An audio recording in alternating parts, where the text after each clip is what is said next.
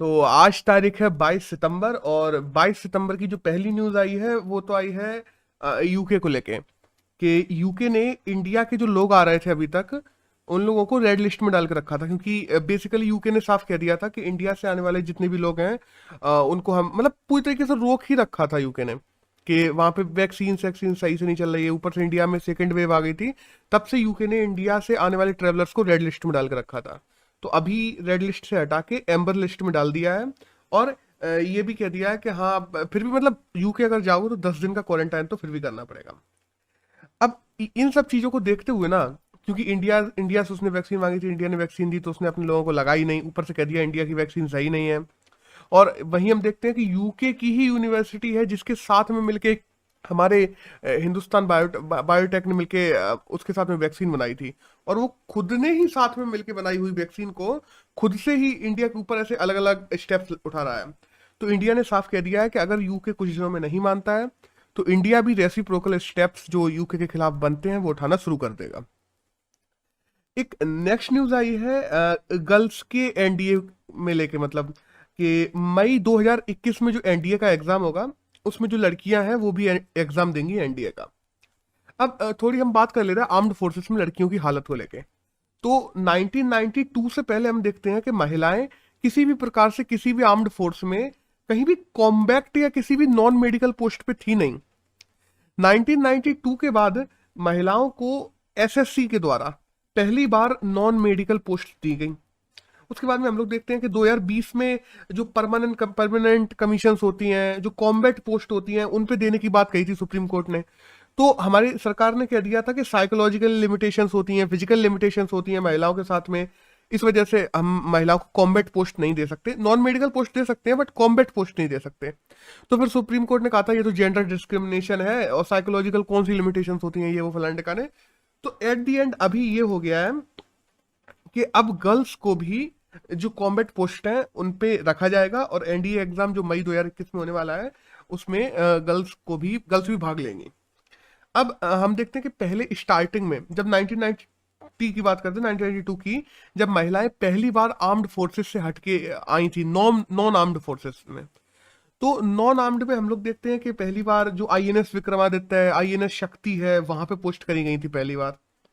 और आज भी जो हमारी इन्फेंट्री पोस्ट है, आर्म्ड फोर्स की कॉम्बैट पोस्ट है, उनमें आज भी नहीं है। अब मे भी आने वाले समय में महिलाएं हर जगह तुम्हें देखने को मिलेंगी। अभी अगर बात की जाए ना तो तकरीबन 9118 महिलाएं हैं जो तीनों फोर्सेस में काम कर रही हैं, जिसमें अगर एयरफोर्स की बात की जाए तो एयरफोर्स में सबसे ज्यादा है। तो तकरीबन टोटल एयरफोर्स की स्ट्रेंथ का 13% महिलाएं हैं। नेवी में मात्र 6% है, और आर्मी में तो केवल 3% है। और यूएस देख लो तुम, नॉर्थ कोरिया देख लो, इसराइल देख लो, फ्रांस देख लो, जर्मनी देख लो, हर जगह, ऑस्ट्रेलिया को देख लो, फ्रंट लाइन जो पोस्ट होती हैं, फ्रंट लाइन कॉम्बैट पोस्ट होती हैं, उनमें हर जगह महिलाएं हैं, जितनी भी अच्छी डेवलप्ड कंट्रीज हैं। अब और बाय द वे पता है, हमारे यहाँ कॉम्बैट पोस्ट पे महिलाएं अभी तक नहीं थी, आने वाले समय में हो जाएंगी। लेकिन हमारे यहाँ जो कॉम्बैट फोर्सेस हैं, चाहे हम लोग ब्लैक कैट्स की बात कर लें, मार्कोस की बात कर लें, या गरुण की जो फोर्सेस बनती है उनकी बात कर लें, उनको हमारी जो इंडिया की महिलाएं हैं वही ट्रेनिंग दे रही हैं। जैसे सीमा राव की बात करो तो सीमा राव इंडियाज वंडर वुमेन कही जाती हैं सीमा राव को, और वो फर्स्ट वुमेन कमांडो ट्रेनर हैं जिनने अभी तक जो एनएसजी ग्रुप्स हैं अपने, और ब्लैक कैट्स हैं, मार्कोस हैं, गरुण है, ऐसे 15,000 से ज्यादा अलग अलग लोगों को ट्रेनिंग दी है। कि मतलब महिलाओं को तुम कॉम्बैट पोस्ट में नहीं रख रहे हो, लेकिन ट्रेनिंग तुम महिलाओं से ही ले रहे हो। तो दैट्स ऑल, बस यही एक जानने की जरूरी था। एक नेक्स्ट न्यूज की बात करते हैं, तो आइए नागालैंड को लेके।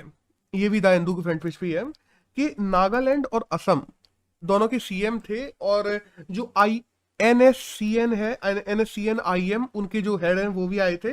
तीनों ने मिलकर आपस में बात की है, और जो नागालैंड का जो अकॉर्ड वगैरह इन लोगों का हुआ है एनएससीएन आईएम को लेकर, जो 1997 में हुआ था सीज फायर एग्रीमेंट, फिर 2015 में भी हुआ था, तो उसको ही लेके बात चली है कि इसको कैसे आगे बढ़ाना है और कैसे हम लोगों को शांति स्थापित रखनी है नागालैंड में आगे आने वाले समय में।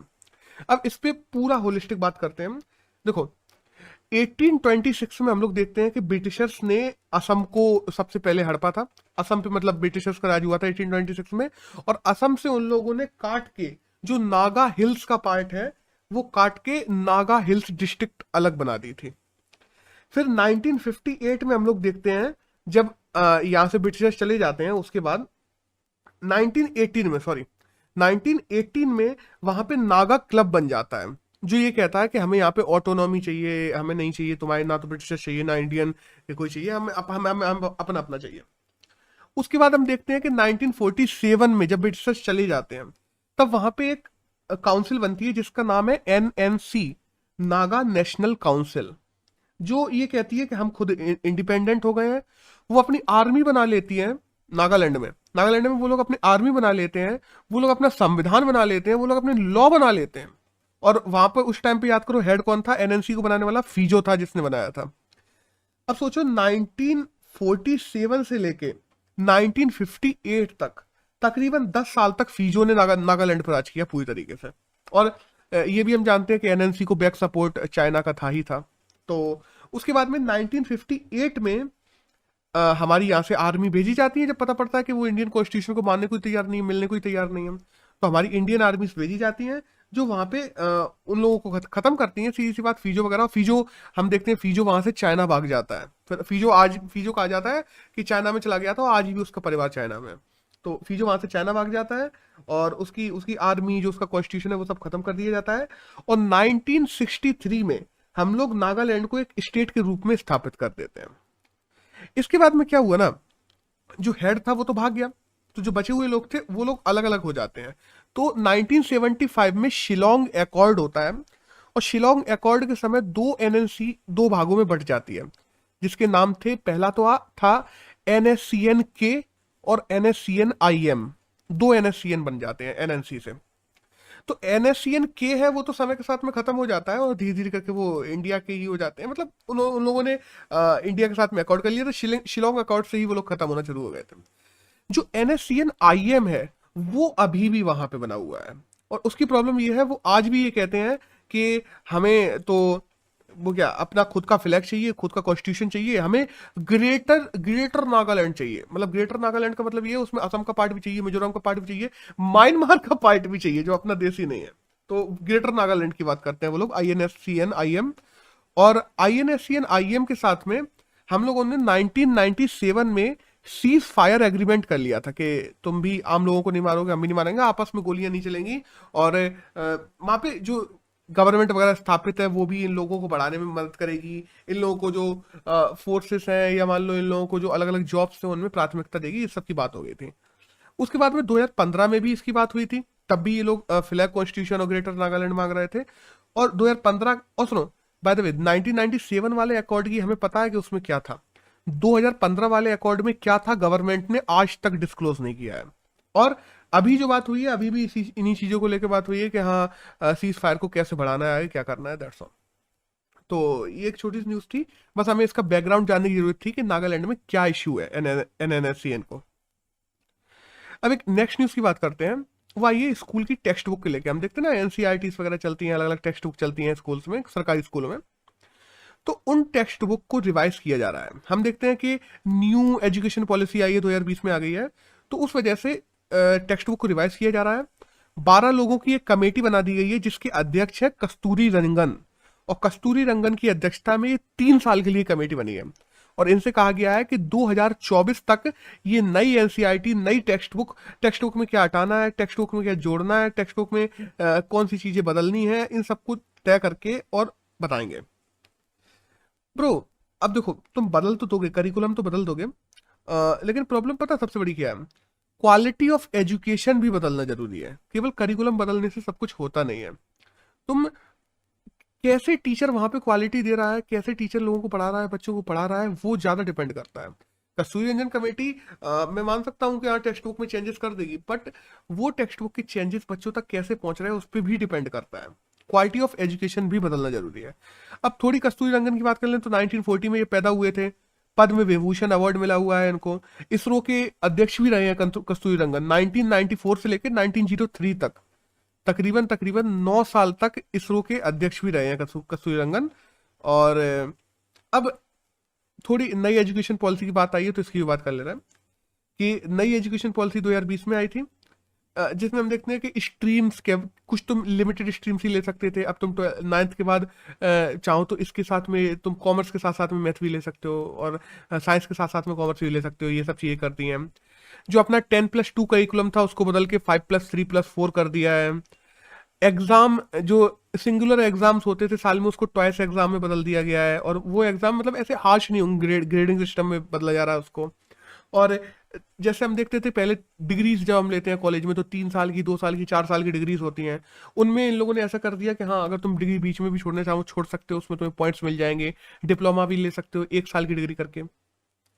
जो वोकल एजुकेशन है जो आज तक थी ही नहीं, उसको बढ़ाने की बात की गई है। बच्चों को स्किलफुल बनाने की बात की गई है। बच्चों को 6th क्लास से ही इंटर्नशिप करवाने की बात की गई है। 360 डिग्री एजुकेशन को रिफॉर्म करने की बात की गई है। जो इंट्रेंस एग्जाम्स होते थे, इंट्रेंस एग्जाम में देखो कुछ कुछ इंट्रेंस एग्जाम्स ऐसे हैं जो 2 टीयर्स के थे, तो वो सब मना कर दिए गए हैं कि हर इंट्रेंस एग्जाम किसी भी कोर्स में 1 टीयर से ज्यादा नहीं होगा। सिंगल इंट्रेंस एग्जाम होगा हर प्रकार के कोर्स में। तो ये कुछ चीजें हैं जो एजुकेशन पॉलिसी में चेंज लाई गई हैं। एक नेक्स्ट न्यूज की बात करते हैं, तो वो आई है विवेक रंजन चौधरी को लेके, कि विवेक रंजन चौधरी हैं जो, वो अभी देखो हम जानते हैं कि चीफ ऑफ एयर स्टाफ हमारे भदौरिया जी हैं, उन रिटायर होने वाले हैं। तो विवेक रंजन चौधरी हैं जो हमारे नए इंडिया के चीफ ऑफ एयर स्टाफ बनाए जाने वाले हैं। अब चीफ ऑफ एयर स्टाफ की बात करें तो 1955 में, हाँ 1955 में इंडिया के पहले चीफ ऑफ एयर स्टाफ बने थे सुब्रतो मुखर्जी। और इंडिया के पहले चीफ ऑफ एयर स्टाफ की बात करें कि आजादी से पहले, तो वो थॉमस थे। जो Thomas chief of air staff India के पहले बने थे, और पहला इंडियन कौन बना, तो 1955 में सुब्रतो मुखर्जी बने थे। और चीफ ऑफ एयर स्टाफ की बात करें तो 3 साल का इनका करिकुलम होता है, कि 3 साल या 62 साल जो भी पहले हो जाए, और तकरीबन 2.5 लाख रुपए इनकी सैलरी होती है। एक नेक्स्ट न्यूज की बात करते हैं, तो आइए एशियन डेवलपमेंट बैंक को लेके, कि भारत के जो 2021 से लेकर 2022 तक का जो ओवरऑल ग्रोथ है, वो एशियन डेवलपमेंट बैंक ने वो करते हैं ना, फोरकास्ट करते हैं कि हाँ इतनी होगी। तो एशियन डेवलपमेंट बैंक ने बताई कि ये 10% रहेगी, और पहले 11 बताई थी, अब कम कर दिया है। और आरबीआई ने कहा है 9.5 रहेगी, यूएन ने कहा है 7.5 रहेगी, मतलब सबका अलग अलग कहना है, देखते हैं क्या होता है। और थोड़ी अगर हम बात करें एशियन डेवलपमेंट बैंक की, तो इसके हेड है आसाकावा। 1966 में इसका फॉर्मेशन हुआ था। 68 कंट्रीज हैं जो एशियन डेवलपमेंट बैंक की अध्यक्ष, वो अलग अलग मेंबर्स हैं, और मनीला में हम देखते हैं इसका हेडक्वार्टर। एक नेक्स्ट न्यूज की बात करते हैं जो इंडियन एक्सप्रेस में आई है, कि 22 सितंबर को हम लोग देखते हैं राइनो डे मनाया जाता है। तो राइनो डे पर असम गवर्नमेंट ने तय किया है आज 22 सितंबर को, कि 2500 राइनो जो हॉर्न्स होते हैं, राइनो की जो सींग होते हैं, लोग क्या करते हैं ना, राइनो को मार डालते हैं उनके सींग को बेचने के लिए। काफी चीजों में लोग कहते हैं मेडिसिन में उपयोग लिए जाते हैं, काफी लोग घर में सजावट में यूज लेते हैं ऐसी चीजों को। तो हम जानते हैं कि राइनो एक एंडेंजर्ड स्पीसीज है, वल्नरेबल स्पीसीज है। तो उसको मारना, उसको खतरे में ही डालना है, उसको खत्म करना है उस स्पीसीज को। और कभी भी किसी भी इकोलॉजिकल सिस्टम से कोई भी एक स्पीसीज इरेक्ट होती है, तो वो ओवरऑल बायोडाइवर्सिटी में चेंजेस डालती है। इस वजह से असम गवर्नमेंट ने तय किया है, असम गवर्नमेंट देखो प्रोटेक्ट तो कर ही रही है, तो आज ये तय किया है कि 2500 राइनो हॉर्सेस जो अलग अलग लोगों से उनको मिले हैं, अलग अलग जगह उन लोगों ने छापा मारा, कुछ किया, तो वहां से 2500 राइनो हॉर्सेस मिले हैं। उन राइनो हॉर्सेस को जलाया जाएगा। और जलाया किस लिए जाएगा, एक मिथ है वहां पे असम में कि राइनो हॉर्सेस को जलाना नहीं चाहिए, और अगर तुम हॉर्न्स जो है राइनो के वो जलाओगे तो उससे गरीबी आती है, उससे भुखमरी आती है, उससे दुनिया तबाह हो जाती है, उससे प्रलय आ जाएगी, ये सब चीजें। तो ऐसे मिथ्स को बस्ट करने के लिए जो मिथ बने हुए हैं, काजीरंगा नेशनल पार्क जो असम में है, उसमें आज 2500 राइनो हॉर्सेस को जलाया जाएगा। अब देखो यहाँ पे राइनो हॉर्सेस का जो हॉर्न्स है, राइनो हॉर्स, उनको जलाने से ऐसा भी मतलब नहीं है कि कुछ, और बहुत से लोग सोचते हैं कि राइनो हॉर्न जला क्यों रहे हैं ये वो। देखो section number 32 wild protection act 1972 में ये लिखा हुआ है कि कोई भी एनिमल प्रोडक्ट, जो एनिमल हम लोगों ने एंडेंजर्ड या प्रिवेंट किया हुआ है कि इसको तुम मार नहीं सकते, अगर कोई भी ऐसा एनिमल प्रोडक्ट बनता है, कहीं भी पुलिस को मिलता है या कहीं से भी मिलता है, जब्त किया जाता है, तो उसको सरकार के द्वारा जला के खत्म कर देना चाहिए। यही चीज उसमें लिखी हुई है। तो वही चीज बस असम गवर्नमेंट ने उनको इकट्ठा कर लिया और आज एक साथ में जला रहे हैं। अब हम राइनो की बात करें ना, राइनो की पूरी वर्ल्ड में 5 स्पीसीज पाई जाती हैं। व्हाइट राइनो जो कि आर्टिफिशियली बनाया गया है, बाय द वे याद रखना, व्हाइट राइनो होता नहीं था। व्हाइट राइनो स्पर्म जो जेनेटिक म्यूटेंट करके हम लोगों ने बनाया है, जितने भी व्हाइट राइनो सब बनाए गए हैं। तो व्हाइट राइनो की बात कर लें, जो जो आर्टिफिशियली बनाया गया है, अलग अलग देशों में काफी जगह पाया जाता है। ग्रेटर वन हॉर्न राइनो ये इंडिया में पाया जाता है। इंडिया का राइनो की स्पीसीज पूछी जाए तो ग्रेटर वन हॉर्न राइनो है, ये इंडिया में पाया जाता है, वेस्ट बंगाल और असम उधर साइड पाया जाता है। और 2400 से ज्यादा राइनो है जो इंडिया में पाए जाते हैं, और इंडिया में इनकी लगातार पॉपुलेशन बढ़ रही है। इंडिया ने अच्छा काम कर रहा है इसमें। अब हम देखते हैं ब्लैक राइनो जो अफ्रीका में पाया जाता है, जो जावन राइनो कहते हैं, जावन राइनो इंडोनेशिया में पाया जाता है, और सुमात्रन राइनो जो मलेशिया में पाया जाता है। इन तीनों प्रकार के राइनो की स्पीसीज लगातार घट रही है। मतलब जितने भी पूरी दुनिया में कहे जाए राइनो की जो स्पीसीज हैं जो अलग अलग देशों में पाई जाती हैं वो लगातार घट रही है। केवल एक इंडिया ऐसा है जो इसमें इतना अच्छा काम कर रहा है कि राइनो की जो ओवरऑल पॉपुलेशन है वो केवल इंडिया में बढ़ रही है। और इंडिया में कौन सी इसकी ब्रीड पाई जाती है, तो वो है ग्रेटर वन हेडेड। एक नेक्स्ट न्यूज की बात करते हैं, तो आइए स्पेन के एक आइलैंड को लेके। देखो स्पेन में एक आइलैंड है, ला पल्मा नाम है उसका। तो ला पल्मा जो आइलैंड है वहां पे वोल्केनो था जो सुसुप्त मान लिया गया था कि हाँ भाई इसमें तो बहुत ही मुश्किल है कि किसी भी प्रकार का कोई इरप्शन होगा। वहां पे टेक्टोनिक प्रॉब्लम्स आई, भूकंप वगैरह आया और टेक्टोनिक शिफ्ट हो गया, और टेक्टोनिक प्लेट्स का शिफ्ट हो गया, और उस वजह से वो उस वॉल्केनो में इरप्शन हो गया है। और वॉल्केनो में इरप्शन हुआ तो हुआ, ऐसा इरप्शन हुआ है कि नीचे पूरी सिटी बसी थी, सिटी में लोगों के घरों के पास में लावा बह रहा है, वहां से लोगों को निकाला जा रहा है, लोगों के घरों में लावा घुस गया अंदर, ऐसा इरप्शन। और पता है मैंने कल रिपोर्ट पढ़ी थी, उसमें वहां के मंत्री मंत्री हैं वो ये कह रहे हैं कि हमें लोगों को बुलाना चाहिए, लोगों सिटी में लावा बह रहा है, इससे तो हम लोग टूरिज्म को अट्रैक्ट कर सकते हैं। वहां लोग मर रहे हैं, लोग भग रहे हैं, और उन्हें टूरिज्म की पड़ी है। चलो ठीक है, मतलब ये एक चीज मैंने कल पढ़ी थी तो बता दी। एक नेक्स्ट न्यूज की बात करते हैं, तो आई है गुजरात के मुद्रा बंदरगाह को लेके। देखो ये वाली न्यूज हमारे पेपर पॉइंट ऑफ व्यू से सही नहीं है, लेकिन बस अच्छी लगी तो मैंने बता दी कि गुजरात का जो मुद्रा बंदरगाह है, जो हम देखते हैं वहां पे तकरीबन 3000 किलो की हेरोइन पकड़ी गई है। और ये 3000 किलो हेरोइन कैसे पकड़ी गई, जो टेल्कम पाउडर होता है ना, वो कहकर ये ईरान से मंगाई जा रही थी, और ईरान में अफगानिस्तान से जा रही है। तो और जब ये पता लगाया गया तो पता ये पड़ा है कि तालिबान भेज रहा है इसको, वहां से ईरान भेजी जा रही है, और ईरान से इंडिया में आ रही है हीरोइन। 3000 किलो हीरोइन पकड़ी गई है मुद्रा बंदरगाह गुजरात में। और बाय द वे मुद्रा बंदरगाह जो गुजरात में है वो किसके अंडर में है, अडानी ग्रुप्स के अंतर्गत में है। तो उस पर अडानी ग्रुप से भी काफी उंगलियां उठ गई है। अब देखते हैं आने वाले समय में क्या होगा, ये एग्जाम के लिए जरूरी नहीं है, तो बस मैंने बता दिया इसे कि मुद्रा बंदरगाह कहाँ है या अडानी ग्रुप के अंतर्गत है, ये थोड़ा बहुत पता होना चाहिए। एक नेक्स्ट न्यूज की बात करते हैं, तो आई है एक योजना के बारे में आई है, उड़ान योजना के बारे में। राजस्थान ने उड़ान योजना शुरू की है। अब देखो एक केंद्र की उड़ान योजना अलग है, उड़े देश का आम नागरिक, वो एरोप्लेन से संबंधित है कि हम लोगों को कम से कम पैसे में टिकट दिलवानी है जिससे आम नागरिक भी एरोप्लेन का सफर कर सके। कि अपने मोदी जी ने कहा था ना कि हवाई चप्पल पहनने वाला भी हवाई सफर करेगा, तो वो योजना अलग है। लेकिन राजस्थान ने अभी जो उड़ान योजना शुरू की है ये है फ्री सैनिटरी नैपकिन को लेके, कि जो महिलाओं को पीरियड्स में जरूरी पड़ती हैं उनके लिए 300 करोड़ रुपए का एक बजट बनाया गया है कि राजस्थान सरकार उड़ान योजना के तहत अपने राज्य में सारी महिलाओं को फ्री सैनिटरी नैपकिन उपलब्ध करवाएगा। That's all। एक नेक्स्ट न्यूज आई है हवाना सिंड्रोम को लेके। तो हुआ क्या ना, अभी यूएसए के कुछ डिप्लोमेट्स आए थे इंडिया, वो लोग जब वापस गए तो उनको हवाना सिंड्रोम की प्रॉब्लम देखी है। अब हवाना सिंड्रोम क्या होता है कि तुम बैठे हो, तुम्हें अलग अलग प्रकार की आवाजें सुनाई देने लगेंगी कान में, इसको हवाना सिंड्रोम कहते हैं। और हवाना सिंड्रोम हम बात करें कि 2017 में इसके पहले केसेस मिले थे, और ये कहा ज्यादातर लोगों का मानना ये है कि ये जेनेटिक या ऐसा कुछ नहीं है, ये केवल माइक्रोवेव एनर्जी की वजह से होता है। लेकिन सबसे बड़ी प्रॉब्लम ये है कि जितने भी हवाना सिंड्रोम के केसेस देखे जा रहे हैं वो केवल और केवल अमेरिका के जो सैनिक है या अमेरिका के लोग हैं उनमें ही देखे जा रहे हैं।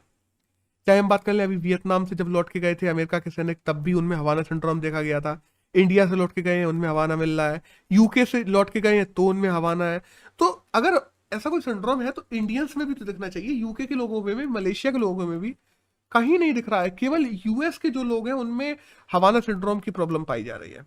तो यूएस के कई जगह तो यूएस के डिप्लोमेट्स हम देखते हैं, पिछली बार जो कमला हैरिस है यूएस की जो उपराष्ट्रपति हैं, वो जब वियतनाम गई थी तो उन्होंने तो ये कहा था कि ये चाल है और ये हमें माइक्रोवेव छोड़ी जाती हैं, हमारे जो सैनिक हैं उसको उनके ऊपर ऐसी माइक्रोवेव वेव्स छोड़ी जाती हैं जिस वजह से उनको मेंटली टॉर्चर किया जा सके, उनको परेशान किया जा सके, ये सब चीजें हैं। लेकिन ऐसा है नहीं असलियत में, क्योंकि किसी और में ये देखने को नहीं मिल रहा, केवल यूएस के सिटीजन्स में देखने को मिल रहा है। तो इस पे अभी रिसर्च चल रही है, ऐसी बात नहीं है, लेकिन ऐसा क्यों हो रहा है, केवल यूएस के लोगों में क्यों है, तो इन सब पे देखते हैं आगे क्या होता है। 2017 में पहला केस आया था, बस इतना हमें जानना जरूरी है।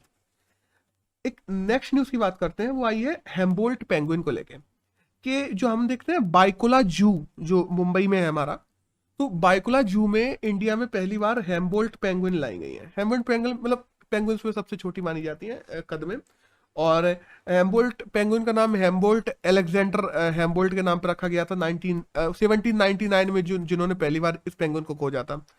और दैट्स ऑल, इस न्यूज में तो यही था।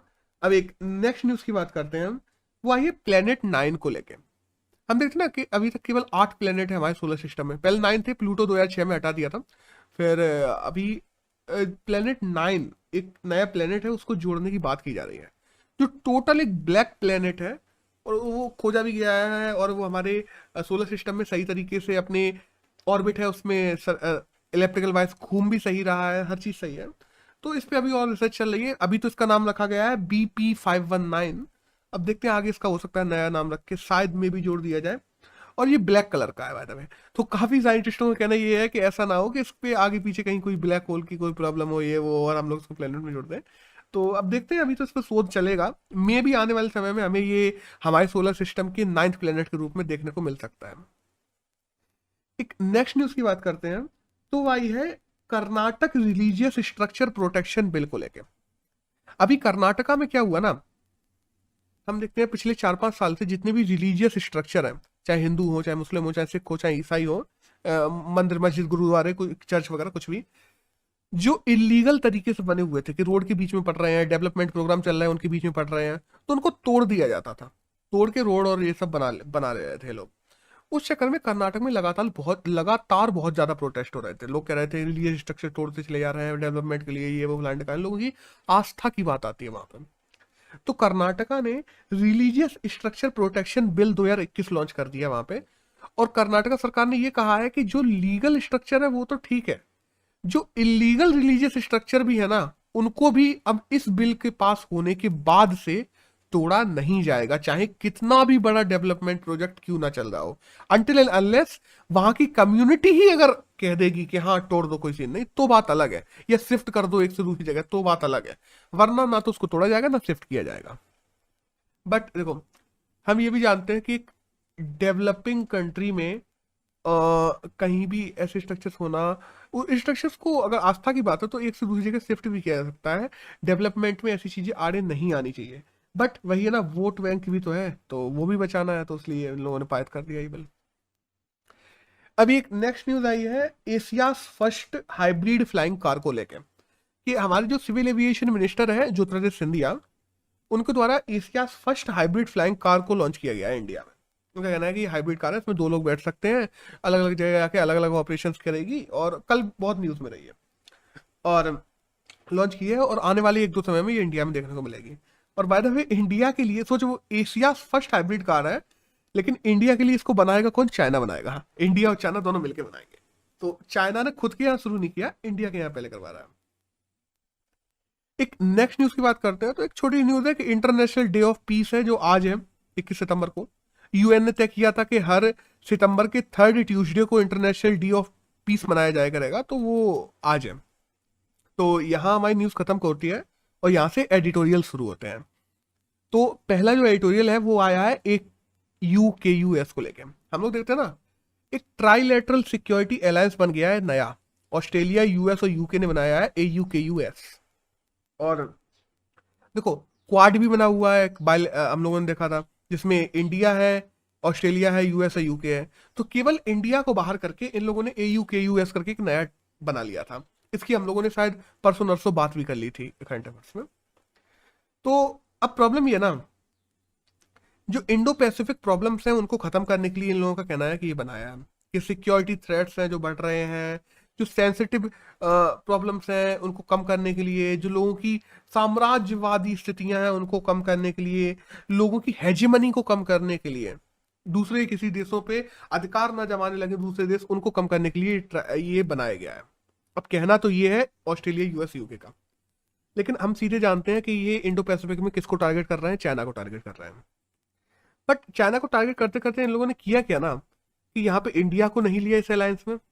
हम देखते हैं कि फ्रांस भी गुस्सा होकर चला गया, कि ऑस्ट्रेलिया और यूएस से गुस्सा हो गया, क्योंकि जो सेंसिटिव न्यूक्लियर सबमरीन की जो डील थी, जो ऑस्ट्रेलिया को सबमरीन देने वाला था फ्रांस, वो डील बीच में यूएस ने छीन ली, तो उसमें $1 बिलियन का नुकसान हो गया फ्रांस को। तो फ्रांस ऑस्ट्रेलिया और यूएस से बायलैटरल टाइस जो पिछले 100-200 साल से थी वो तोड़ के चला गया यहाँ से।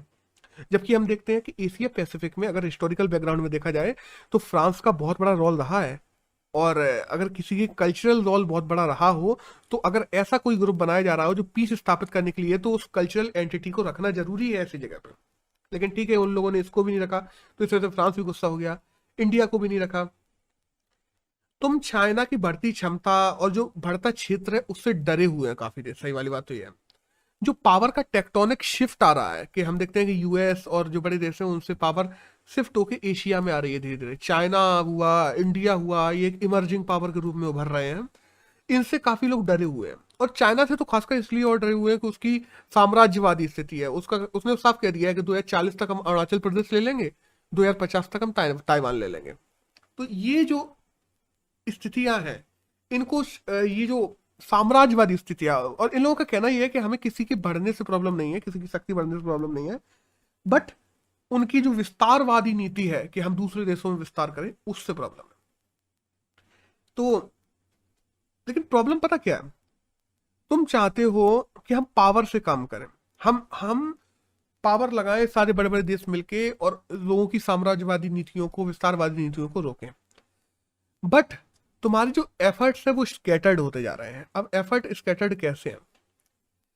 अलायंसेस, तुमने क्वाड भी बना लिया, क्वाड का भी सेम मुद्दा है कि सेंसिटिव जो प्रॉब्लम्स हैं, इंडो पैसिफिक प्रॉब्लम्स हैं, उनको कम करना है। हम देखते हैं तुम लोगों ने एयू के यूएस बना लिया, तुम लोगों ने और भी बहुत सारे अलायंस बना कर रखे हैं। 10 प्रकार के अलायंस अलग अलग बना लोगे तो तुम्हारे जो एफर्ट्स हैं वो इकट्ठे मिलके कैसे लग पाएंगे?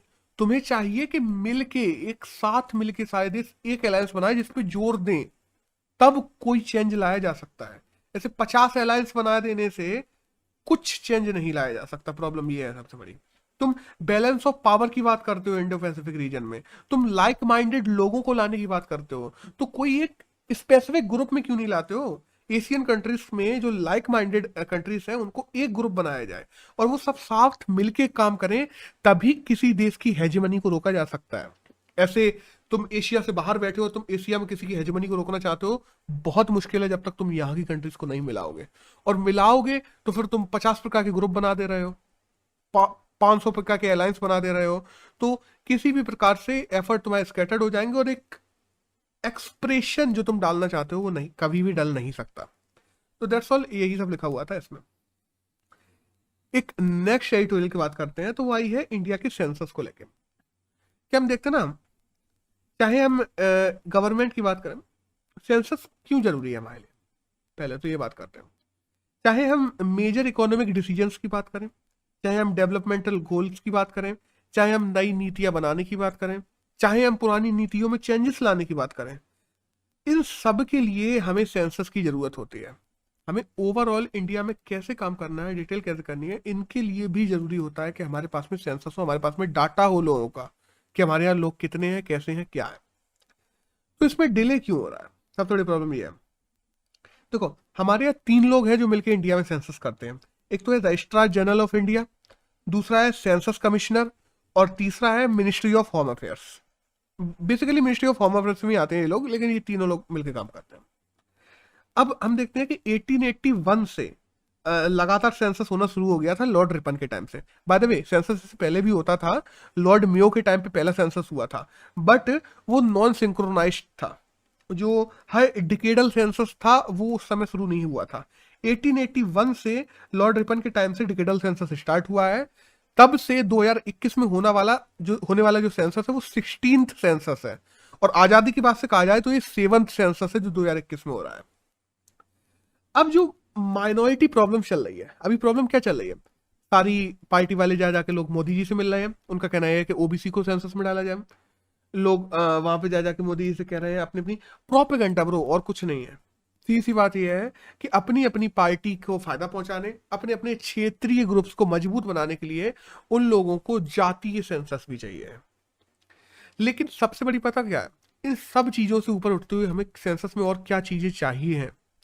हमें इन्फेंट मोर्टेलिटी रेट चाहिए जो सही निकल के नहीं आती है, हमें मात्र मोर्टेलिटी रेट चाहिए, हमें एक्सेस टू वोट में लोग, कितने लोग ऐसे हैं जो इस बार वोट ही नहीं दे पाए, जो पिछले 2 बार से वोट नहीं दे पा रहे, वो चीज डाटा चाहिए हमें।